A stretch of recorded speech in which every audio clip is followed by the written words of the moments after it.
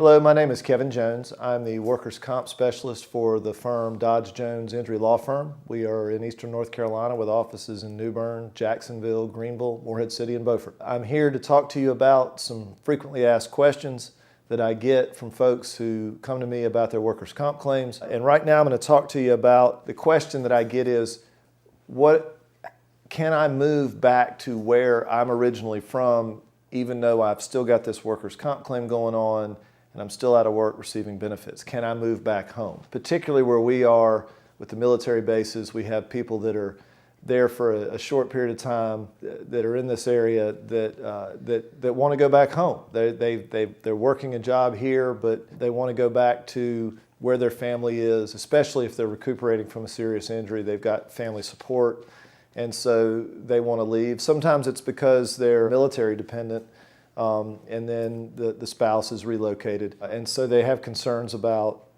what happens to my workers' comp claim if I have to move out of state. And the answer is that you absolutely can move out of state and still have your comp claim going and still receive the benefits that you're entitled to. The employer and the workers' comp carrier, they can't make you stay just because the claim is still ongoing.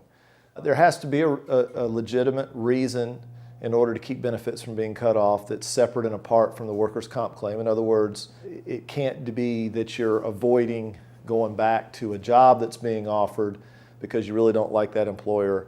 If that's the sole reason for moving out of the state, and if that's what it turns out that is the reason for the move, then you can have some problems there. What gets tough is when you do move out of state and the benefits are ongoing, and trying to get the medical treatment that you need, get established with a new doctor out of state, make sure that the benefits are being paid. If the client is doing a job search after they've lost their job, having to interact with a vocational counselor that's been hired by the insurance company in that other state. It can be done long distance. I do it often.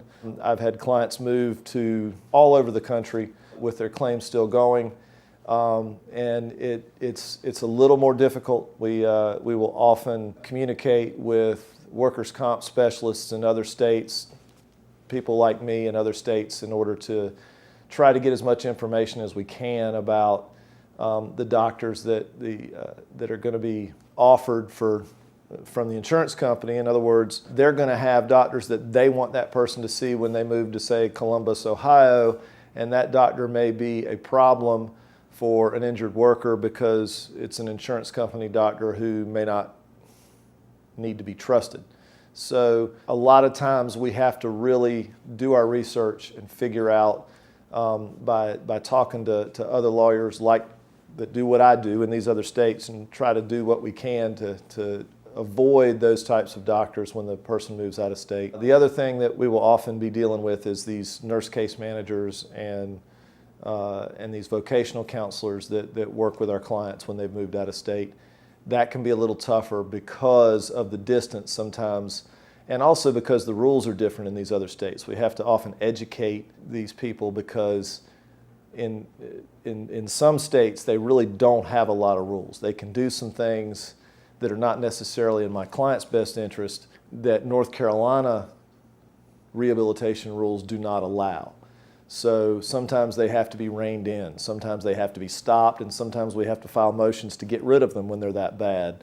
But the first step is to educate those people and make sure they follow our rules, because they have to follow our rules even though my client may be in another state getting those services. If you're in that situation, if you may be in that situation, if you think that you might want to move or need to move or have to move for whatever reason, and you're out of work or you're back at work, but you're still got an ongoing workers' comp claim, give us a call. I'm happy to talk with you about it. The initial consultation is free, and we'll see what we can do to help.